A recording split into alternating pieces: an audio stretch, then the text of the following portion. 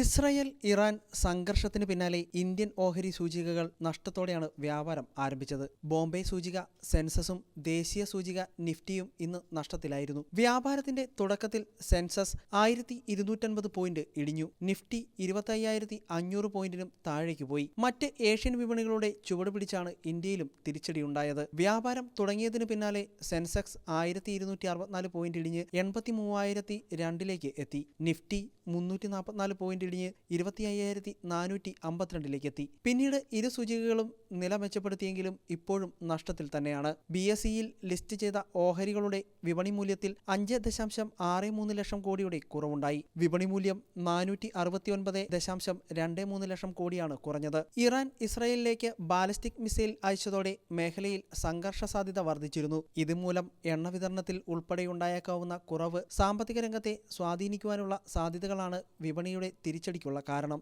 സെൻസസിൽ Reliance Industries, HDFC bank, ICICI bank, L&T, Bharat Airtel എന്നീ കമ്പനികൾക്കാണ് വലിയ നഷ്ടം നേരിട്ടത്. ബോംബെ സൂചികയിൽ JSW സ്റ്റീൽ, ടാറ്റ സ്റ്റീൽ എന്നിവ മാത്രമാണ് നേട്ടമുണ്ടാക്കിയത്.